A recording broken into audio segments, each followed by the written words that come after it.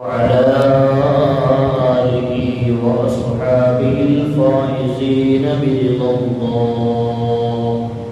أما بعد، رب اشرح لي صدري ويسر لي أمري واحلل عقدة من لساني يفقهوا قولي. وما توفيقي إلا بالله، عليه توكلت وإليه أنيب.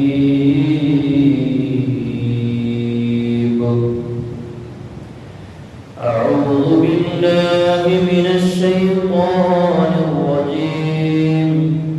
بسم الله الرحمن الرحيم. فلما أسلما وتله للجبين وناديناه أن يا إبراهيم.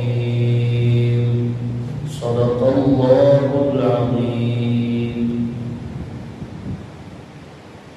يا ربي بالمصطفى بلغ مقاصدنا فاغفر لنا ما مضى يا واسع الكرم.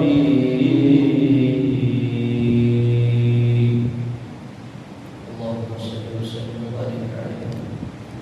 സർവശക്തനും സർവാധിപതിയുമായ തമ്പുരാൻ നമ്മുടെ ജീവിതത്തിന്റെ ഇന്നലകളിൽ സംഭവിച്ചു പോയ സകലമായ തെറ്റുകുറ്റങ്ങളെയും പുറത്തു മാപ്പാക്കി നൽകുമാറാവട്ടെ. ശേഷിക്കുന്ന ജീവിതം അവന്റെ തൃപ്തിയിലും പൊരുത്തത്തിലുമായി നയിച്ച് അവസാനം ഈ ലോകത്തോട് വിട പറയുമ്പോൾ പുഞ്ചിരിക്കുന്ന വചനത്തോടെ അള്ളാഹുവിന്റെ റഹ്മത്തിലേക്ക് ചേരാനുള്ള മഹാഭാഗ്യം നാം ഓരോ അടിമകൾക്കും അള്ളാഹു നൽകി അനുഗ്രഹിക്കുമാറാവട്ടെ. നമ്മുടെ മാതാപിതാക്കൾ, ബന്ധുമിത്രാദികൾ, കൂട്ടുകുടുംബാദികൾ, അഭ്യുദയകാംക്ഷികൾ, ഗുണകാംക്ഷികൾ, ദുആ കൊണ്ട് വസിയ്യത്ത് ചെയ്തവർ, ദീനിന്റെ വഴികളിൽ നമ്മുടെ സഹായികളായി നിലകൊണ്ടവർ, ഗുരുനാഥന്മാർ, സർവർക്കും അല്ലാഹു മഗ്ഫിറത്തും റഹ്മത്തും നൽകി അനുഗ്രഹിക്കുമാറാവട്ടെ. അവരുടെ എല്ലാം പരലോക ജീവിതത്തിന്റെ അവസ്ഥകൾ അല്ലാഹു നന്നാക്കുമാറാവട്ടെ. ജീവിച്ചിരിക്കുന്നവർക്കെല്ലാം ആഫിയത്തുള്ള ദീർഘായുസ്സ് നൽകി അനുഗ്രഹിക്കുമാറാവട്ടെ. പ്രിയപ്പെട്ട സഹോദരങ്ങളെ, പരിശുദ്ധമായ ദുൽഹിജ്ജ മാസം നമ്മിലേക്ക് അടുത്തുകൊണ്ടിരിക്കുകയാണ്. ബലിപെരുന്നാൾ നമ്മിലേക്ക് അടുത്തുകൊണ്ടിരിക്കുകയാണ്. ഒരു വിശ്വാസിയെ സംബന്ധിച്ചിടത്തോളം അവൻ ഓരോ നന്മകൾക്ക് വേണ്ടിയും തയ്യാറെടുക്കുന്നതിന്റെ വ്യഗ്രത അവന്റെ ഉള്ളിൽ എപ്പോഴും ഉണ്ടാവണം. അവന്റെ മുന്നിലേക്ക് കടന്നു വരുന്ന നന്മകളെ സ്വീകരിക്കാനും അതിൽ പങ്കുചേരുവാനുമുള്ള മനസ്ഥിതി ഉണ്ടാക്കിയെടുക്കൽ ഒരു വിശ്വാസിയെ സംബന്ധിച്ചിടത്തോളം അത്യന്താപേക്ഷിതമാണ്. നമുക്കറിയാം, അന്ധവിശ്വാസങ്ങളുടെയും ആഭിചാര ക്രിയകളുടെയും ഭാഗമായി മനുഷ്യ മനസാക്ഷിയെ തന്നെയും ഞെട്ടിക്കുന്ന പല ബലിദാനങ്ങളുടെ കഥകളും ചരിത്രങ്ങളും നമ്മൾ വായിക്കുകയും മനസ്സിലാക്കുകയും ഒക്കെ ചെയ്തിട്ടുള്ളവരാണ്. അതിൽ ഏറ്റവും പ്രധാനപ്പെട്ടതാണ് ഈ അടുത്ത സമയത്ത് 2022 കേരളത്തിന്റെ പത്തനംതിട്ട ജില്ലയിലെ ഇലന്തൂർ എന്ന് പറയുന്ന പ്രദേശത്ത് കേരളത്തിന്റെ മനസാക്ഷിയെ നടക്കുന്ന ഒരു സംഭവം, ഒരു ബലിദാനം നടന്നു, ഒരു നരബലി. എൻ്റെ പ്രിയപ്പെട്ട സഹോദരങ്ങളെ, പെരുമ്പാവൂർ സ്വദേശിയായ ഷാഫി എന്ന് പറയുന്ന റഷീദ് എന്ന മനുഷ്യൻ, ആ മനുഷ്യൻ വ്യാജ പ്രൊഫൈൽ നിർമ്മിക്കുകയും ആളുകളെ അതിലൂടെ ആകർഷിക്കുകയും ഇലന്തൂരിലെ അറിയപ്പെടുന്ന നാട്ടുവൈദ്യനായ ഭാഗവത് സിംഗ് എന്ന് പറയുന്ന മനുഷ്യനെയും അദ്ദേഹത്തിന്റെ ഭാര്യ ലൈലാബിയെയും കൂട്ടുപിടിച്ചുകൊണ്ട് ഒരു നരബലി നടത്തി. എറണാകുളം ജില്ലയിലെ പല ഭാഗങ്ങളിലായിട്ട് ലോട്ടറി കച്ചവടം നടത്തുന്ന 2 പത്മ റോസിനി എന്ന് പറയുന്ന 2 യുവതികളെ കൊണ്ടുവന്ന് മൃഗീയമായി പീഡിപ്പിക്കുകയും അവർ നരബലി നടത്തുകയും ചെയ്തു. എന്ന് മാത്രമല്ല, അവരുടെ ശരീരങ്ങൾ വെട്ടിമുറിച്ച് കഷ്ണം കഷ്ണമാക്കി ആ ഇലന്തൂരിലെ അദ്ദേഹത്തിന്റെ വീട്ടുപ്രദേശത്തിന്റെ പല ഭാഗങ്ങളിൽ കുഴിച്ചുമൂടി അതിൽ നിന്നും കുറെ മാംസം എവരെടുത്ത് പാകം ചെയ്ത് ഭക്ഷിച്ചു എന്ന് കേരളത്തിന്റെ സമൂഹത്തെ തന്നെ നടുക്കിയ വാർത്ത നമ്മളെല്ലാവരും കേട്ടവരും വായിച്ചവരും അറിഞ്ഞവരുമാണ്. ഇന്നും അതുമായി ബന്ധപ്പെട്ട കേസ് നടന്നുകൊണ്ടിരിക്കാൻ 2026 മാർച്ചിൽ എറണാകുളം കോടതിയിൽ അതുമായി ബന്ധപ്പെട്ട വിചാരണ ആരംഭിച്ചിട്ടുണ്ട് എന്ന് വാർത്തകളിലൊക്കെ നമ്മൾ വായിച്ചിട്ടുണ്ട്. ഇത്തരം നരബലിയുടെ കഥകൾ എന്തിനാണ് അവർ ഇത് ചെയ്തത് എന്നവരോട് ചോദിക്കുമ്പോൾ അവരുടെ ജീവിതത്തിൽ ഐശ്വര്യമുണ്ടാകുമെന്ന് ഭാവിച്ചിട്ടാണ്, ആ ഒരു ചിന്തയെ അടിസ്ഥാനപ്പെടുത്തിയിട്ടാണ് ആ 2 യുവതികളെയും കൊല്ലുകയും അവരുടെ ഭക്ഷണം പാകം ചെയ്ത് ഭക്ഷിക്കുകയും ചെയ്തത് എന്ന് മാധ്യമങ്ങളോട് ആ കുറ്റവാളികൾ പറഞ്ഞു കൊടുത്തുവെങ്കിൽ, പോലീസുകാരോട് മുമ്പിൽ അവർ പറഞ്ഞു കൊടുത്തുവെങ്കിൽ, എൻ്റെ പ്രിയപ്പെട്ട സഹോദരങ്ങളെ, ഇത്തരം വിശ്വാസങ്ങൾ നമുക്കിടയിൽ ധാരാളമായിട്ടുണ്ട് അല്ലേ? 2018 തെലങ്കാനയിൽ ചന്ദ്രഗ്രഹണ സമയത്ത് തൻ്റെ ജീവിതത്തിൽ ഐശ്വര്യം കിട്ടണമെന്ന് പ്രതീക്ഷിച്ചുകൊണ്ട് ഒരു ചെറുപ്പക്കാരൻ തൻ്റെ പ്രിയപ്പെട്ട കുഞ്ഞുമോനെ നരബലി നടത്തി നമ്മുടെ ഇന്ത്യയിലാണ്. ധാരാളം വാർത്തകളുണ്ട്. 2022 ഡൽഹിയിലെ ലോധ കോളനിയിൽ ഇതുപോലെ നിർമ്മാണ തൊഴിലാളികളായ 2 പേർ ചേർന്ന് 6 വയസ്സായ ഒരു കുട്ടിയെ ദൈവപ്രീതിക്ക് വേണ്ടിയും ഐശ്വര്യം കിട്ടാൻ വേണ്ടിയും ബലിദാനം നൽകിയതിന്റെ കഥ. ഈ കഥകളൊക്കെയും നമ്മുടെ നാടിൽ നടന്നുകൊണ്ടിരിക്കുന്ന സംഭവങ്ങളാകുമ്പോഴാണ് മനസ്സിൽ വേദന തോന്നുന്നത്. എൻ്റെ പ്രിയപ്പെട്ട സഹോദരങ്ങളെ, എല്ലാ കാലഘട്ടത്തിലും ഇത്തരത്തിലുള്ള ആഭിചാരക്രിയകളുടെ ഭാഗമായിട്ടോ അല്ലാതെയോ ഇത്തരത്തിലുള്ള നരബലിയും മൃഗീയമായ സ്വഭാവ രീതികളും സംസ്കാരങ്ങളും മനുഷ്യരിൽ ഉണ്ടായിരുന്നു. ചരിത്രം പരിശോധിക്കുമ്പോൾ നമുക്ക് മനസ്സിലാകും. മഹാനായ അബ്ദുൽ മുത്തലിബ് എന്ന പ്രിയപ്പെട്ട പ്രവാചകന്റെ പിതാമഹൻ, ആ പിതാമഹൻ ഒരു നിയ്യത്ത് ചെയ്തിട്ടുണ്ടായിരുന്നു, ഒരു നേർച്ച നേർന്നിട്ടുണ്ടായിരുന്നു. എന്താ നേർച്ചയെന്നറിയോ? എനിക്ക് ദൈവം 10 ആൺമക്കളെ നൽകുകയാണെങ്കിൽ അതിൽ ഒരാളെ ഞാൻ ബലിദാനം നിർവഹിക്കും, പരിശുദ്ധമായ കഅബയുടെ സമീപത്ത് കൊണ്ടുവന്ന് അതിൽ ഒരാളെ ഞാൻ ബലികർമ്മം നിർവഹിക്കുമെന്ന് അള്ളാന്റെ റസൂലിന്റെ പ്രിയപ്പെട്ട പിതാമഹനായ അബ്ദുൽ മുത്തലിബിന് നേർച്ച നേർന്നിരുന്നു അല്ലേ? ചരിത്രം നമുക്ക് മനസ്സിലാവും. വിവിധങ്ങളുടെ ചരിത്രത്തിന്റെ ആദ്യ ഭാഗങ്ങളിലൊക്കെയും ഈ സംഭവം കാണാം. അങ്ങനെ അബ്ദുൽ മുത്തലിബ് തീരുമാനിച്ചത് പ്രകാരം അള്ളാഹു ഔദാര്യം നൽകി. അബ്ദുൽ മുത്തലിബിന് 10 ആൺമക്കളെ അള്ളാഹു നൽകി. അതിലൊരാളാണ് ഹബീബായ റസൂലുള്ളാഹി തങ്ങളുടെ പ്രിയപ്പെട്ട പിതാവാകുന്ന അബ്ദുല്ലാ എന്നവർ. നേർച്ച പ്രകാരം നേർച്ച വീട്ടണമല്ലോ, നേർച്ച നേർന്നു പോയതാണല്ലോ. 10 ആൺമക്കളെ നൽകിയാൽ ഒരാളെ ബലിദാനം നൽകുമെന്ന് അദ്ദേഹം നേർന്നിരുന്നതാണല്ലോ. ആ നേർച്ചയുടെ ഭാഗമായിട്ട് അദ്ദേഹം ഒരു നറുക്കെടുപ്പിട്ടു. ആ നറുക്കെടുപ്പിൽ ഏത് മകന്റെ പേരാണോ വീഴുന്നത് ആ മകന് ബലിദാനം നൽകും. അങ്ങനെ നിയ്യത്ത് ചെയ്തു. എൻ്റെ പ്രിയപ്പെട്ട സഹോദരങ്ങളെ, അള്ളാഹുവിന്റെ റസൂലിന്റെ പ്രിയപ്പെട്ട പിതാവായ അബ്ദുല്ലാ എന്നവരുടെ പേരാണ് ആ നറുക്കെടുപ്പിൽ വീണത്. ആനായ റസൂലുള്ളാഹി തങ്ങളുടെ പ്രിയപ്പെട്ട പിതാവ് അബ്ദുള്ളയുടെ പേരാണ്. എന്ത് ചെയ്യണം? ബലികർമ്മം നിർവഹിക്കണമല്ലോ. വേറെ മാർഗങ്ങൾ എന്തെങ്കിലും ഉണ്ടോ? ആനായ അബ്ദുൽ മുത്തലിബ് അന്വേഷിച്ചു. വേറെ ഏതെങ്കിലും മാർഗമുണ്ടോ? ആനായ അബ്ദുൽ മുത്തലിബ് അന്വേഷിച്ചു. അപ്പോഴാണ് അന്നത്തെ ഗോത്ര നിയമപ്രകാരമുള്ള പരിഹാരക്രിയ, ഒരാൾക്ക് നേർച്ച നേർന്നിട്ട് കഴിയുന്നില്ലെങ്കിൽ, അത് നിറവേറ്റാൻ കഴിഞ്ഞില്ലെങ്കിൽ 100 ഒട്ടകങ്ങളെ അറുത്ത് ദാനം ചെയ്യണമെന്ന് അന്നത്തെ ഗോത്ര നിയമത്തിൽ ഒരു നിയമമുണ്ടായിരുന്നു. ആ നിയമവ്യവസ്ഥയനുസരിച്ച് അബ്ദുള്ള എന്ന പൊന്നുമോനെ ബലിദാനം നിർവഹിക്കാൻ കഴിയാത്തതിന്റെ പേരിൽ ആ പ്രിയപ്പെട്ട അബ്ദുൽ മുത്തലിബ് എന്ന പിതാവ് 100 ഒട്ടകങ്ങളെ അടുത്ത് പാവങ്ങൾക്ക് വേണ്ടി ദാനം ചെയ്തു എന്ന് ചരിത്രം പറയുമ്പോൾ എല്ലാ കാലഘട്ടത്തിലും ഇത്തരത്തിലുള്ള ആചാരങ്ങൾ ഉണ്ടായിരുന്നു. ഹബീബായ റസൂലുള്ളാഹി തങ്ങൾ കടന്നു വരുന്ന കാലഘട്ടം കൊടിയ ജാഹിലിയ്യത്ത് നിലനിൽക്കുന്ന കാലഘട്ടമാണ്. ആ കാലഘട്ടത്തിൽ ദാരിദ്ര്യ നിർമ്മാർജ്ജനത്തിനു വേണ്ടി, ദാരിദ്ര്യത്തെ ഭയന്നുകൊണ്ട് പെൺകുഞ്ഞ് നിറന്ന് ജീവിച്ചിരുന്നാൽ, അല്ലെങ്കിൽ ഒരു പെൺകുഞ്ഞൊരു കുടുംബത്തിന് ജനിച്ചു വീണാൽ അത് കുടുംബത്തിന് ഐശ്വര്യക്കേടാണ്, ദാരിദ്ര്യത്തിന് വഴിവെക്കുന്നതാണെന്ന് മനസ്സിലാക്കി പെൺകുരുന്നുകളെ അറുകൊല ചെയ്തിരുന്ന ഒരു കാലഘട്ടത്തിലാണല്ലോ ഹബീബായ റസൂലുള്ളാഹി തങ്ങൾ വിശുദ്ധമായ ഖുർആനിന്റെ ആയത്ത് ഓതി കൊടുക്കുന്നത്. നിങ്ങൾ നിങ്ങളെ മക്കളെ കൊന്നുകളയരുത്, നിങ്ങൾ ദാരിദ്ര്യം ഭയന്നിട്ട് കൊന്നുകളയരുത് എന്ന് വിശുദ്ധമായ ഖുർആനിന്റെ ആയത്ത് അല്ലാഹുവിന്റെ റസൂൽ ഓതിക്കെടുക്കുന്ന കാലഘട്ടം അതാണ്. മഹാനായ ഇബ്രാഹിം നബിയുടെ കാലഘട്ടത്തും ഇത് ഉണ്ടായിരുന്നു. മഹാനായ പ്രവാചകനാകുന്ന ഇബ്രാഹിം അലൈഹിസ്സലാം നിയോഗിക്കപ്പെട്ടത് കനാനീകളുടെ അടുക്കലേക്കാൻ. ആ സമൂഹത്തിൽ നിലനിന്നിരുന്ന ഒരു ആചാരം ഉണ്ടായിരുന്നു. ആ സമൂഹത്തിലെ രാജാക്കന്മാർ, അല്ലെങ്കിൽ അവരുടെ സമൂഹത്തിൽ അവർ കരുതിയിരുന്ന വലിയ ദൈവങ്ങളായ ദൈവങ്ങൾക്ക് മുമ്പിൽ അവരുടെ ആദ്യത്തെ കുട്ടിയെ ബലിദാനം നിർവഹിക്കുന്ന ഒരു ചരിത്രം, ഒരു സംഭവം നമ്മൾ ആ ചരിത്രം പരിശോധിക്കുമ്പോൾ നമുക്ക് കിട്ടും. എൻ്റെ പ്രിയപ്പെട്ടവരെ, ഈ അടുത്ത സമയത്തായിട്ട് മഹാനായ ഇബ്രാഹിം നബി അലൈഹി സ്വലാത്തു വസ്സലാം ജീവിച്ചിരുന്ന സ്ഥലങ്ങളായ നഗരങ്ങളായ മെസൊപ്പൊട്ടോമിയൻ സംസ്കാരത്തിന്റെ നഗരങ്ങൾ, ആ നഗരങ്ങളിൽ ഈ അടുത്ത് നടന്ന പുരാവസ്തു ഗവേഷണങ്ങളുടെ ഭാഗമായിട്ട് നടന്ന ഖനനങ്ങളിൽ എത്രയോ ചരിത്രങ്ങൾ പുറത്തു വന്നു അല്ലെ. പുരാവസ്തു ഗവേഷകർ നടത്തിയ ഖനനങ്ങൾ, പഠനവുമായി ബന്ധപ്പെട്ട ഘടനകൾ, അതിൽ നടന്ന ഒരു ഖനനത്തിൽപ്പെട്ടതാണ് ഊർ നഗരം എന്ന്. മഹാനായ ഇബ്രാഹിം നബി അലൈഹി സ്വലാം അന്ന് ജീവിച്ചിരുന്നപ്പോൾ ആ നാടുമായി ബന്ധപ്പെട്ടിരുന്നൊരു നഗരമാണ് ഊർ നഗരം. ആ ഊർ നഗരത്തിലെ പല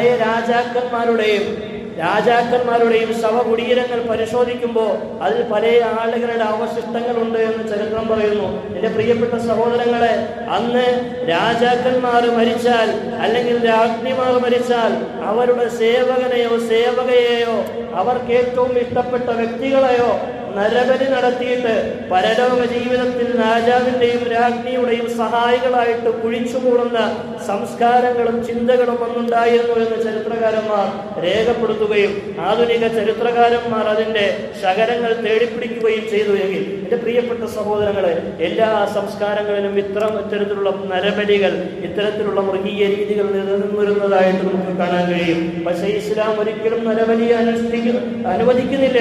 പരിശുദ്ധ ഇസ്ലാം പറയുന്നത് ولا تقتلوا النفس التي حرم الله إلا بالحق. അല്ലേ, ഒരിക്കലും നരബലി അംഗീകരിക്കില്ല. ولا تقتلوا النفس التي حرم الله إلا بالحق. അല്ലാഹു പവിത്രമാക്കിയ ഒരു ശരീരത്തെയും ഒരു മനുഷ്യനെയും കൊല്ലാനുള്ള അർഹത നിനക്കില്ലടാ എന്ന് വിശുദ്ധമായ ഖുർആനിൽ അല്ലാഹു പറഞ്ഞിരിക്കുകയാണ്. വലഖദ് കറംനാ ബനി ആദം സന്തതികളെ നാം ആദരിച്ചിരിക്കുന്നു, ബഹുമാനിച്ചിരിക്കുന്നു എന്ന് വിശുദ്ധ ഖുർആൻ. അതുകൊണ്ട് എൻ്റെ പ്രിയപ്പെട്ട സഹോദരങ്ങളെ, നരബലി ഒരിക്കലും ഇസ്ലാം അംഗീകരിക്കുന്നു. പല രീതിയിലുള്ള ബലിദാനങ്ങൾ മനുഷ്യൻ അംഗീകരിക്കാൻ കഴിയുന്നതും കഴിയാത്തതുമായ ചരിത്രങ്ങൾ നമ്മുടെ ചരിത്രങ്ങളിൽ നമുക്ക് കാണാൻ കഴിയും. രീതികൾ, സംസ്കാരങ്ങൾ, ഇത്തരത്തിലുള്ള എത്രയോ ബലിദാനങ്ങൾ നമുക്ക് കാണാൻ കഴിയും. എൻ്റെ പ്രിയപ്പെട്ട സഹോദരങ്ങളെ, പിന്നെന്തിനാ അല്ലാഹു തആല മഹാനായ ഇബ്രാഹിം നബിയോട് മകനെ അറുക്കുവാൻ കൽപ്പിച്ചത്? എന്തിനാണ് കൽപ്പിച്ചത്? ഒരിക്കലും അള്ളാഹു അനുവദിക്കാത്ത ഒന്ന് എന്തിനാ ഇബ്രാഹിം നബിയോട് അള്ളാഹു പറഞ്ഞത്? എന്തായാലും പരീക്ഷണമാണ്. ഒരിക്കലും ഇബ്രാഹിം നബി ചെയ്യരുത്. പക്ഷേ അള്ളാഹുവിനേക്കാൾ മകൻ വലുതാണോ എന്ന് അള്ളാഹുവിനെ പരീക്ഷിക്കണം. ആ പരീക്ഷണത്തിന് വേണ്ടി മാത്രം അല്ലേ. ആ സംഭവം വിശുദ്ധമായ ഖുർആൻ സുന്ദരമായിട്ട് പ്രതിപാദിക്കുന്നുണ്ട്. മഹാനായ ഇബ്രാഹിം നബിയുടെ ദുആയായിരുന്നു റബ്ബി ഹബ്ലി മിനസ് സ്വാലിഹീൻ. ഇബ്രാഹിം നബി അലൈഹിസ്സലാം എപ്പോഴും ദുആ ചെയ്യുമായിരുന്നു, അല്ലാഹുവേ എനിക്ക് സ്വാലിഹീങ്ങളായ മക്കളെ തരണേ അല്ലാഹ്, സച്ചരിതരായ സന്താനങ്ങളെ എനിക്ക് നൽകണേ അല്ലാഹ് എന്ന് മഹാനായ ഇബ്രാഹിം നബി ദുആ ചെയ്യുമായിരുന്നു. ഫബശർനാഹു ബിഗുലാമിൻ ഹലീം. അങ്ങനെ സഹിഷ്ണുതയുടെ ഒരു കുഞ്ഞുമോന് അല്ലാഹു തആല ഇബ്രാഹിം നബിക്ക് കൊടുക്കാൻ തീരുമാനിച്ചു. നല്ലൊരു മോനെ കൊടുത്തു. ആ മോൻ വളർന്നു വലുതായി. ഫലമ്മാ ബലഗ മഅഹു സഅയ. ആ പൊന്നുമോൻ ഇബ്രാഹിം നബിയോടൊപ്പം ഇറങ്ങിത്തിരിക്കുമ്പോ നടക്കാൻ തുടങ്ങുന്ന പ്രായത്തിൽ ഇബ്രാഹിം നബിയോടൊപ്പം കാര്യങ്ങളിൽ വ്യാപൃതനാകാൻ തുടങ്ങുന്ന അവസ്ഥയിൽ അല്ലാഹു തആല ഇബ്രാഹിം നബിക്ക് സ്വപ്നം കാണിച്ചു കൊടുക്കുന്നു. പൊന്നുമോനെ അറവ് നടത്താൻ മഹാനായ ഇബ്രാഹിം അലൈഹിസ്സലാം തന്റെ പൊന്നുമോനെ അടുത്തേക്ക് വിളിക്കുന്നു. അവിടുന്ന് പറയുന്നു, മോനെ യാ ബുനയ്യ ഇന്നി അറാ ഫിൽ മനാം. എന്റെ പൊന്നുമോനെ, ഞാനൊരു സ്വപ്നം കണ്ടു. എന്തേ സ്വപ്നമെന്നറിയുമോ? ഇന്നി അറാ ഫിൽ മനാമി അന്നീ അൽബഹുക. ഞാൻ നിന്നെ അറക്കുന്നതായിട്ട് സ്വപ്നം കണ്ടു. നിന്നെ അറക്കണം എന്ന് തീരുമാനം അത് ഞാൻ സ്വപ്നത്തിൽ ദർശിച്ചു. മോനെ, എന്താ അഭിപ്രായം? ആനായ ഇബ്രാഹിം നബി ചോദിച്ചു, എന്തേ മോനെ നിന്റെ അഭിപ്രായം? അവിടെ നിന്ന് അഭിപ്രായം പറയണേ. ആനായ ഇസ്മായിൽ അലൈഹിസ്സലാത്തു വസ്സലാം പറയുന്നു, യാ അബതി ഇഫ്അൽ മാ തുമറു സതജിദുനി ഇൻഷാ അല്ലാഹു മിനസ് സാബിരീൻ. എന്ന പൊന്നുമോൻ പ്രിയപ്പെട്ട പിതാവിനോട് പറയുന്നു, വാപ്പാ എന്തേ അങ്ങ് കണ്ടത്? ഇഫ്അൽ മാ തുമർ, അല്ലാഹു കൽപ്പിക്കപ്പെട്ടതെന്താണോ, ആ സ്വപ്നത്തിലൂടെ അങ്ങേ അറിയിച്ചതെന്താണോ അത് തീർച്ചയായും അങ്ങ് നിർവഹിക്കണേ. സതജിദുനി ഇൻഷാ അല്ലാഹ് മിനസ് സാബിരീൻ. നാളെ അള്ളാഹുവിന്റെ സമീപത്തായിട്ട് ക്ഷമാശീലരായ അടിമകൾക്ക് അള്ളാഹു പദവികൾ നൽകുമ്പോ ആ പദവികളിൽ ഈ പൊന്നുമോനെയും അങ്ങേക്ക് കാണാൻ കഴിയും പിതാവ്. അതുകൊണ്ട് അങ്ങ് അതുപോലെ നിർവഹിക്കണേ. ഇബ്രാഹിം അലൈഹി സ്വലാത്തു വസ്സലാമിനോട് പറഞ്ഞു അല്ലേ, രണ്ടുപേരും കാര്യം പറഞ്ഞു, രണ്ടുപേർക്കും സമ്മതം. വിശുദ്ധമായ ഖുർആൻ പറയുന്നു, രണ്ടുപേരും അംഗീകരിക്കുന്നു. മഹാനായ ഇബ്രാഹിം നബി തന്റെ പൊന്നുമോനെ കിടത്തുന്നു. പ്രിയപ്പെട്ടവരെ, അറവ് നടത്തുന്നതിന് വേണ്ടി കിടത്തുന്നു. പക്ഷേ അള്ളാഹുവിന്റെ പരീക്ഷണം മാത്രമായിരുന്നു, അള്ളാഹുവിന്റെ തീരുമാനം അതായിരുന്നില്ല. ഈ സമയത്ത് റബ്ബ് തന്നെ പറയുന്നുണ്ട്, വനാദൈനാ അയ്യാ ഇബ്രാഹിം. ഉടമസ്ഥനായ തമ്പുരാൻ ഇബ്രാഹിം നബി അവിടുന്ന് വിളിക്കുന്നു, അല്ലയോ ഇബ്രാഹിമേ, ഖദ് സദ്ദഖത റുബിയാ ഇന്നാ കദാലിക നജ്സിൽ മുഹ്സിനീൻ. നിങ്ങൾ എന്റെ കൽപ്പനയെ തീരുമാനിച്ചതുപോലെ അനുസരിച്ചിരിക്കുന്നു ഇബ്രാഹിം. ഞാൻ കൽപ്പിച്ച കൽപ്പനയെ വാസ്തവപ്പെടുത്തിയിരിക്കുന്നു, അതിനെ നിങ്ങൾ അംഗീകരിച്ചിരിക്കുന്നു. തീർച്ചയായും മുഹ്സിനീങ്ങളായ സൽക്കർമ്മകാരികളായ ആളുകൾക്കുള്ള പ്രതിഫലം അങ്ങേക്കുണ്ടെന്ന് വിശുദ്ധമായ ഖുർആൻ. എന്നിട്ട് അല്ലാഹു തആല പറയുന്നു, ഇന്ന ഹാദാ ലഹുവൽ ബലാഉൽ മുബീൻ. ഇത് തീർച്ചയായും പരീക്ഷണമാണ്. ഇത് പരീക്ഷണമാണ്. ഇത് പരീക്ഷിക്കാൻ വേണ്ടിയാണ്. ഒരിക്കലും ചെയ്യേണ്ടാത്ത കാര്യം, വേണ്ടാത്ത കാര്യം, ചെയ്യാൻ പാടില്ലാത്ത കാര്യം. പക്ഷെ എന്തിന്? കുറെ കാലം മക്കളില്ലാതെ വ്യസനിച്ച ഇബ്രാഹിം നബി മക്കളെ തേടി അവസാനം മകനെ കിട്ടി. എന്നിട്ട് എന്റെ അടിമയ്ക്ക് എന്നെക്കാൾ സ്നേഹം അവന്റെ മകനോടാണോ അദ്ദേഹത്തിന്റെ മകനോടാണോ എന്നറിയാൻ അള്ളാഹു നടത്തിയ പരീക്ഷണം. ഇന്ന ഹാദാ ലഹുവൽ ബലാഉൽ മുബീൻ. ഇത് വ്യക്തമായ പരീക്ഷണമാണ് വിശുദ്ധ ഖുർആൻ. അള്ളാഹുവിന്റെ തീരുമാനത്തിൽ നേരത്തെ ഉള്ളതായിരുന്നു അല്ലേ. അതുകൊണ്ട് തന്നെ അള്ളാഹു താല ഏതിനെ ബലിദാനം നൽകണം എന്ന് വരെ തീരുമാനിച്ചിരുന്നു. ആ മൃഗത്തെ വരെ നിശ്ചയിച്ചിരുന്നു അല്ലേ. ഈ സമയമായപ്പോ അള്ളാഹു താല നിശ്ചയിച്ചിരുന്നു, മൃഗത്തെ കൊടുത്തു. എന്നിട്ട് പറഞ്ഞു, മകനെ അല്ല അറുക്കേണ്ടത്, ഇതാ ഒരു വലിയ ആടിനെ കൊണ്ടുവന്നു. മഹാനായ ഇബ്രാഹിം നബി കൊടുത്തിട്ട് പറഞ്ഞു, ഇതിനെ അറുത്ത് ദാനം ചെയ്യും. മറ്റേതെന്താ? ഇന്ന ഹാദാ ലഹുവൽ ബലാഉൽ മുബീൻ. അത് പരീക്ഷണമായിരുന്നു, അത് വിജയിച്ചു. മകനെക്കാലം അള്ളാഹുവിന്റെ അടുക്കൽ മകനാണോ സ്ഥാനം, അള്ളാഹുവിനാണോ സ്ഥാനം എന്നറിയാനുള്ള പരീക്ഷണമായിരുന്നു പ്രവാചകനായ ഇബ്രാഹിം നബിയോട്. എൻ്റെ പ്രിയപ്പെട്ട സഹോദരങ്ങളെ, മഹാനായ ഇബ്രാഹിം നബി അലൈഹി സ്വലാത്തു വസ്സലാമിനെ ആടിനെ കൊണ്ടുവന്നു. മഹാനായ ഇബ്രാഹിം നബി അലൈഹി സ്വലാം ആ ആടിനെ അറുത്ത് ദാനം ചെയ്തു. ഇത് പരീക്ഷണമാണ്. ഒരിക്കലും ഇസ്ലാം നരബലിയെ അംഗീകരിക്കുന്നില്ല. ഈ സംഭവങ്ങളൊക്കെ എടുത്തു വെച്ചിട്ട് ദൈവം ഇങ്ങനെ കൽപ്പിച്ചല്ലോ, ദൈവത്തിന്റെ പരീക്ഷണമാണെന്ന് വിശുദ്ധമായ ഖുർആൻ വ്യക്തമായിട്ട് പറയുന്നുണ്ട്. ഓരോ ബലിദാനത്തിന്റെയും കർമ്മങ്ങളിലേക്ക് മുസ്ലിം സമൂഹം പ്രവേശിച്ചു തുടങ്ങുമ്പോൾ സോഷ്യൽ മീഡിയകളൊക്കെയും നിറയും അല്ലേ. അറുംകൊലയാണ് ചെയ്യുന്നത്. ബലിദാനം അറുക്കുമ്പോൾ ഇസ്ലാമിന്റെ ക്രൂരഭാവം പുറത്തു വരികയാണെന്നൊക്കെ പറഞ്ഞ് സോഷ്യൽ മീഡിയയിലുള്ള പ്രചാരണങ്ങൾ ധാരാളമാകുന്ന ഒരു സമയമാണിത്. എല്ലാ വർഷങ്ങളും നമ്മൾ കാണാറുണ്ട്. അതിൽ നമ്മുടെ മുസ്ലിം സമൂഹത്തിന് വരുന്ന വീഴ്ച എന്നറിയുമോ?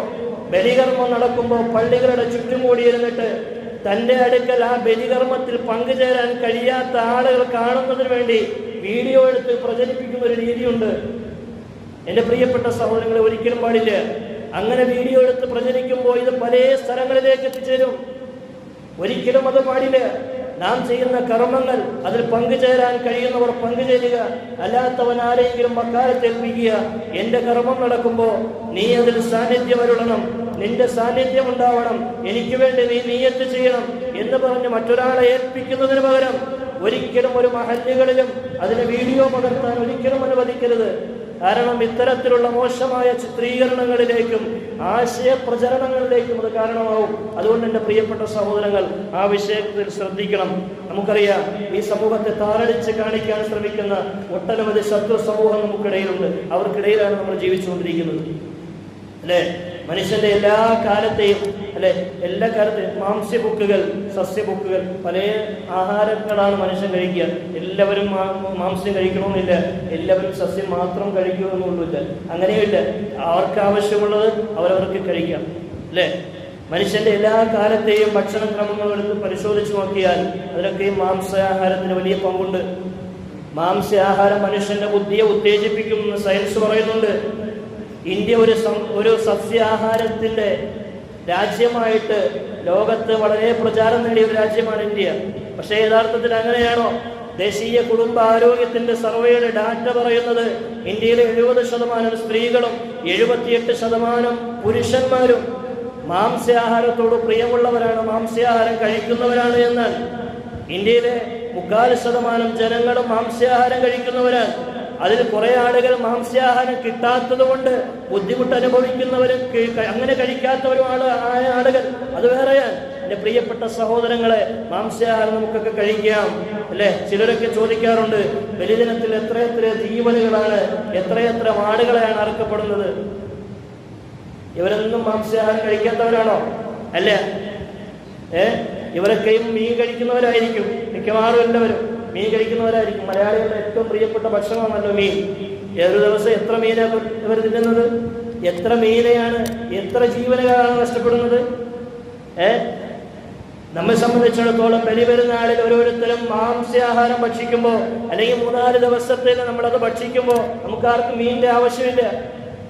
ഒരു ജീവന് പകരം എത്രയോ ജീവനുകൾ ഇവിടെ കൊല്ലപ്പെടുകയല്ലേ, ഇവിടെ നശിപ്പിക്കപ്പെടുകയല്ലേ? എന്റെ പ്രിയപ്പെട്ട സഹോദരങ്ങളെ, അത്തരത്തിലുള്ള ചിന്തകൾ, ആ ചിന്തകൾ നമുക്കിടയിൽ സ്പ്രെഡാവുമ്പോൾ ആ ചിന്തകളിൽ നമ്മൾ വീണുപോകരുത്. എന്തിനാണ് ഈ കാര്യം പറഞ്ഞതെന്നാൽ, നമ്മളെ ഇത്തരത്തിലുള്ള ചിന്തകൾ നമ്മെ മതിച്ചു പോകരുത്. എന്റെ പ്രിയപ്പെട്ട സഹോദരങ്ങൾ, അതിൽ പെട്ടുപോകരുത്. അതിൽ നിന്ന് പെട്ടുപോയിട്ട് ഉദ്ഹിയ കർമ്മത്തിൽ നിന്നും പിന്മാറി നിൽക്കരുത്. കാര്യങ്ങൾ മനസ്സിലാക്കാൻ അല്ലാഹു തആല തൗഫീഖ് നൽകി അനുഗ്രഹിക്കുമാറാവട്ടെ. സസ്യങ്ങൾക്ക് ജീവനില്ലേ? ആരെങ്കിലും പറയുന്നുണ്ടോ? സയൻസ് പറയുന്നുണ്ടോ സസ്യങ്ങൾക്ക് ജീവനില്ല എന്ന്? സസ്യങ്ങൾക്ക് ജീവനില്ലേ? നെത്തോലി തിന്നുന്നവൻ ഒരു ദിവസം എത്ര ജീവനുകളാണ് അപഹരിച്ചത്, അല്ലേ? അങ്ങനെയൊക്കെ ചിന്തിക്കാൻ തുടങ്ങി നമ്മൾ എങ്ങനെ ചിന്തിച്ചു പോകും? എന്റെ പ്രിയപ്പെട്ട സഹോദരങ്ങളെ, കാര്യങ്ങൾ മനസ്സിലാക്കുക. അല്ലാഹു തആല തൗഫീഖ് നൽകി അനുഗ്രഹിക്കുമാറാവട്ടെ. ഇത്തരം മോശമായ ചിന്തകളിലേക്കും ചർച്ചകളിലേക്കും നമ്മുടെ മനസ്സിനെ കൊണ്ടുവിടരുത്. എന്തിനാ അല്ലാഹു തആല ഉദ്ഹിയ നിശ്ചയിച്ചിരിക്കുന്നത്? അത്തഖർറുബു ഇലല്ലാഹി തആല ബിഇംതിസാലി അവാമിരിഹി വഇറാഖത്തി ദമി. അല്ലാഹു തആലയിലേക്ക് അടുക്കണം. അല്ലാഹുവിന്റെ കൽപ്പന അടിമ അനുസരിക്കുന്നുണ്ടോ എന്ന് നോക്കാൻ. അള്ളാഹുവിന്റെ കൽപ്പന പ്രകാരം മൃഗത്തെ ബലിദാനം ചെയ്യാൻ കൽപ്പിച്ചപ്പോ ആ കൽപ്പനയെ നിറവേറ്റിക്കൊണ്ട് അടിമ മൃഗത്തെ ബലിദാനം നിർവഹിക്കുന്നുണ്ടോ എന്ന് അള്ളാഹുവിന് അറിയാൻ, ഇതിനു വേണ്ടിയാണ് അള്ളാഹു തആല നിശ്ചയിച്ചിരിക്കുന്നത്. മാത്രമല്ല, അള്ളാഹുവിന്റെ ഏകദൈവ വിശ്വാസം അതിന്റെ പരസ്യമായിട്ടുള്ളൊരു അവസ്ഥയാണ്, അല്ലെങ്കിൽ ഒരു പരസ്യമായിട്ടുള്ള പ്രകടനമാണിത്. ലോകത്തിന്റെ എല്ലാ ഭാഗങ്ങളിലും ബലി ദിവസത്തിൽ നിന്ന്, പെരുന്നാളിൽ നിന്ന് ബലിദാനം നടക്കും, അല്ലേ? നമ്മുടെ മതത്തിന്റെ പ്രധാനപ്പെട്ട ഒരു അടയാളമായി തടയപ്പെടും. ജനങ്ങൾക്കെല്ലാം പാവങ്ങളായ ആളുകളിലേക്ക് നമ്മളിത് എത്തിക്കും. ഏറ്റവും സുന്ദരമായ ഒരു കർമ്മമാണിത്. മാത്രമല്ല, ഒരുപാട് ആവശ്യക്കാരായ ആളുകളുണ്ട്, പാവങ്ങളായ ആളുകൾ, ദരിദ്രരായ ആളുകൾ. ഏതെങ്കിലും ബലിതരുന്നാളിനോ അല്ലെങ്കിൽ പെരുന്നാൾ ദിവസങ്ങൾക്കോ മാത്രം ആടുമാടുകളുടെ ഇറച്ചി തിന്നാൻ മാത്രം കഴിയുന്ന പാവങ്ങളായ ആളുകൾ, അവരിലേക്ക് ഇറച്ചി എത്തുന്നത്, അല്ലെങ്കിൽ അവർ ഈ സമൃദ്ധമായിട്ട് ഇറച്ചി ഭക്ഷിക്കുന്ന ദിവസങ്ങൾ അത് പെരുന്നാളിന് ശേഷമുള്ള ദിവസങ്ങളായിരിക്കും. അതിനുള്ള ഏറ്റവും സുന്ദരമായ ഒരവസ്ഥയാണ് പരിശുദ്ധ ശരീഅത്തുൽ ഇസ്ലാം ഒരുക്കി വെച്ചിരിക്കുന്നത്. മാത്രമല്ല, വശുക്രി നിഅമത്തില്ലാഹി തആല അലൽ ഇൻസാനി ബിൽ മാൽ. അല്ലാഹു തആല മനുഷ്യ സമൂഹത്തിന് നൽകിയിരിക്കുന്ന സമ്പത്തുണ്ടല്ലോ, ആ സമ്പത്തിൽ അല്ലാഹു വിനിയോഗിക്കാൻ പറഞ്ഞ കാര്യങ്ങളിൽ അടിമ മടിച്ചു മാറി നിൽക്കുകയാണോ, അതല്ല അടിമ അത് പ്രവർത്തിക്കാൻ സന്നദ്ധനാണോ എന്നറിയാൻ അല്ലാഹു തആലയുടെ ഒരു പരീക്ഷണത്തിന്റെ ദിവസം കൂടിയാണെന്ന്. ആ ദിവസം നമ്മൾ ആരും തോറ്റ് പിന്മാറാൻ നിൽക്കരുത്. അല്ലാഹു തആല നമുക്കെല്ലാം ആ സുഹൃതത്തിൽ പങ്കുചേരാനുള്ള മഹാഭാഗ്യം നൽകി അനുഗ്രഹിക്കുമാറാവട്ടെ. ഇബ്രാഹിം നബിയോട് പരീക്ഷണത്തിന്റെ ഭാഗമായിട്ട് മകനെ അറുക്കാനാണ് കൽപ്പിച്ചത്, നമ്മോട് അല്ലാഹു പറഞ്ഞു, നിങ്ങൾ നിങ്ങളുടെ സമ്പത്തിൽ നിന്നും ഒരു ഓഹരി മാറ്റിവെച്ച് നിങ്ങൾ ബലിദാനം നിർവഹിക്കുക. എൻ്റെ പ്രിയപ്പെട്ട സഹോദരങ്ങളെ, ഇതിന് നമുക്ക് കഴിയാതെ വരരുത്. നമ്മൾ നേരത്തെ തീരുമാനിച്ചാൽ, നേരത്തെ നമ്മൾ ഉദ്ദേശിച്ചാൽ, നേരത്തെ അതിനുവേണ്ടി തയ്യാറെടുപ്പുകൾ നടത്തിയാൽ നമുക്ക് കഴിയും, അല്ലേ? നമ്മൾ എത്രയോ വലിയ വലിയ കാര്യങ്ങൾക്ക് വേണ്ടി, കല്യാണം പോലുള്ള കാര്യങ്ങൾ, മറ്റേതെങ്കിലും ഒരു കാര്യങ്ങൾക്ക് വേണ്ടി കുടുംബത്തിൽ വരുമ്പോൾ അതിനുവേണ്ടി നമ്മൾ പൈസകൾ സ്വരുക്കൂട്ടുന്നുണ്ടല്ലോ. നമ്മൾ നേരത്തെ തീരുമാനിക്കുന്ന പ്രകാരം പൈസകൾ സ്വരുക്കൂട്ടി അതിനുവേണ്ടി വിനിയോഗിക്കുന്നുണ്ടല്ലോ. അതുപോലെ നമ്മൾ നേരത്തെ തീരുമാനിച്ച് ഇതൊക്കെ ചെയ്യാൻ കഴിയും. എങ്ങനെയെങ്കിലും ചെയ്താൽ പോരാ. പരിശുദ്ധ ഇസ്ലാം നിഷ്കർഷിച്ച, ശരീഅത്തുൽ ഇസ്ലാം നിഷ്കർഷിച്ച, നമ്മുടെ മദ്ഹബുകൾ വീക്ഷിക്കുന്ന പ്രകാരം സുന്ദരമായ രീതിയിൽ ഈ കർമ്മത്ത് നിർവഹിക്കാൻ നമുക്ക് കഴിയേണ്ടതുണ്ട്. അല്ലാഹു തആല അതിനെ തൗഫീഖ് നൽകി അനുഗ്രഹിക്കുമാറാവട്ടെ. അത് പ്രകാരം കഴിഞ്ഞ വർഷത്തിൽ വളരെ സുന്ദരമായി നമ്മുടെ മഹൽ അത് നിറവേറ്റി. അതിനുവേണ്ടി ഒരുപാട് ആളുകൾ പരിശ്രമിച്ചു, ഓടി നടന്നു, അതിനുവേണ്ടി സഹായിച്ചു, സഹകരിച്ചു, എല്ലാ നന്മകളിലും പങ്കായി. എല്ലാവർക്കും അല്ലാഹു അർഹമായ കൂലി നൽകി അനുഗ്രഹിക്കുമാറാവട്ടെ. ഈ വർഷവും നിങ്ങൾ അതേ ആഗ്രഹത്തോടെ, പ്രതീക്ഷയോടെ, അതേ ഉത്തരവാദിത്വത്തോടുകൂടി എല്ലാ നന്മകളിലും സജീവമാകണം. അല്ലാഹു തആല തൗഫീഖ് നൽകി അനുഗ്രഹിക്കുമാറാവട്ടെ. നബി സല്ലല്ലാഹു അലൈഹി വസല്ലം തങ്ങൾ മദീനയിലേക്ക് കടന്നു വന്നു. മദീനയിലേക്ക് കടന്നു വന്നതിന് ശേഷമുള്ള 10 വർഷത്തെ ജീവിതം, 53ാമത്തെ വയസ്സിൽ അല്ലാഹുവിന്റെ റസൂൽ സല്ലല്ലാഹു അലൈഹി വസല്ലം പരിശുദ്ധ മദീനയിലേക്ക് കടന്നു വന്നു. അതിനുശേഷമുള്ള 10 വർഷത്തിൽ ഒരു വർഷം പോലും പ്രവാചകൻ തങ്ങൾ, നബി സല്ലല്ലാഹു അലൈഹി വസല്ലം തങ്ങൾ ഉദ്ഹിയ മുടക്കിയിട്ടില്ല, അല്ലേ? മഹാനായ ഇബ്നു ഉമർ റളിയല്ലാഹു അൻഹു പറയുന്നു, അഖാമ റസൂലുള്ളാഹി സ്വല്ലല്ലാഹു അലൈഹി വസല്ലം ബിൽ മദീനത്തി 10 സിനീൻ. മഹാനായ റസൂലുള്ളാഹി തങ്ങൾ മദീനയിലേക്ക് കടന്നു വന്നിട്ട് 10 വർഷം അവിടെ താമസിച്ചു. ആ 10 വർഷങ്ങളിലും ആദരപ്പുവായ റസൂലുള്ളാഹി തങ്ങൾ അവിടുന്ന് ബലിദാനം നിർവഹിച്ചു എന്ന് ഇബ്നു ഉമർ റളിയല്ലാഹു അൻഹു പറയുമ്പോൾ, എൻ്റെ പ്രിയപ്പെട്ട സഹോദരങ്ങളെ, ഈ 10 വർഷത്തിലാണ് പ്രസിദ്ധമായ യുദ്ധങ്ങളെല്ലാം സംഭവിക്കുന്നത്. വലിയ വലിയ സംഭവങ്ങൾ ഈ 10 വർഷത്തിൽ സംഭവിക്കുന്നുണ്ട്. ഒരു നേരത്തെ ഭക്ഷണമില്ലാതെ അല്ലാഹുവിന്റെ റസൂലും പ്രിയപ്പെട്ട സ്വഹാബത്തും വളരെ ബുദ്ധിമുട്ടിയ അവസ്ഥകൾ ഈ 10 വർഷത്തിനിടയിലുണ്ട്. ഖന്തക്ക് കുഴിക്കുന്ന വേള നമുക്കറിയാം.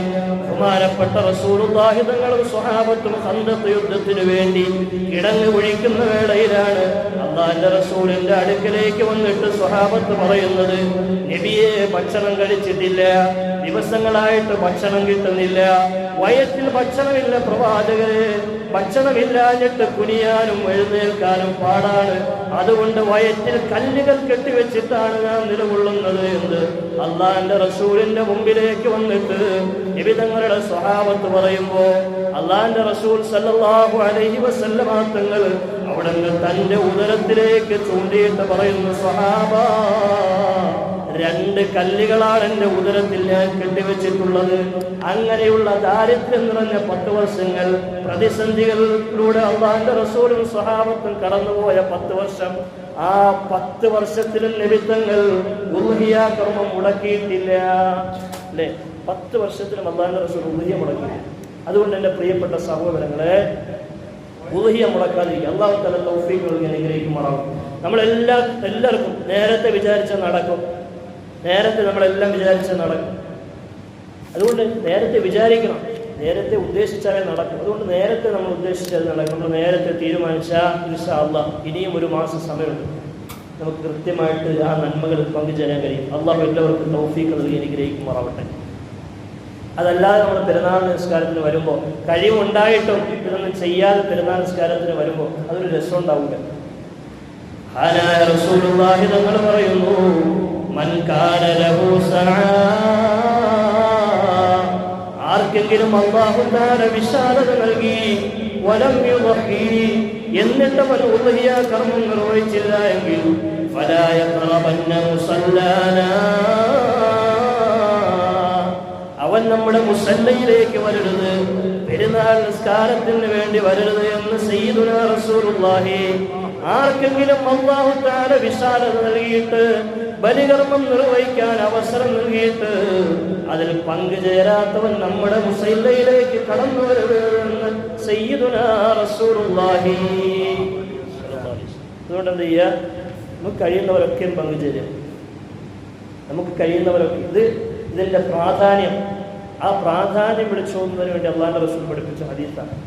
അത്രയും പ്രധാനപ്പെട്ട ഒരു കർമ്മമാണ്. അതുകൊണ്ട് നമുക്ക് കഴിയുന്നവരെല്ലാം, ആർക്കാ കഴിയുന്നവർ, ആരാ ഇതിനെ ചെയ്യേണ്ടതാരാ? ആ പെരുന്നാളിൻ്റെ ദിവസം, ആ ആദ്യ പെരുന്നാളിൻ്റെ ദിവസത്തിൻ്റെ രാവിലും പകലിലും തനിക്കും തൻ്റെ കീഴിൽ കഴിയുന്ന ആളുകൾ, തൻ്റെ ആശ്രിതരായ ആളുകൾ, അവർക്കും കൊടുക്കേണ്ടുന്ന നിർബന്ധമായ ചിലവ് കൊടുത്തു കഴിഞ്ഞാൽ സമ്പത്ത് മെച്ചം വരുന്ന ആരൊക്കെ ഉണ്ടോ അവരൊക്കെയും ഈ ബലികർമ്മം സുന്നത്ത് മുഅക്കദയാണ്. അവരൊക്കെയും നിർവഹിക്കണം.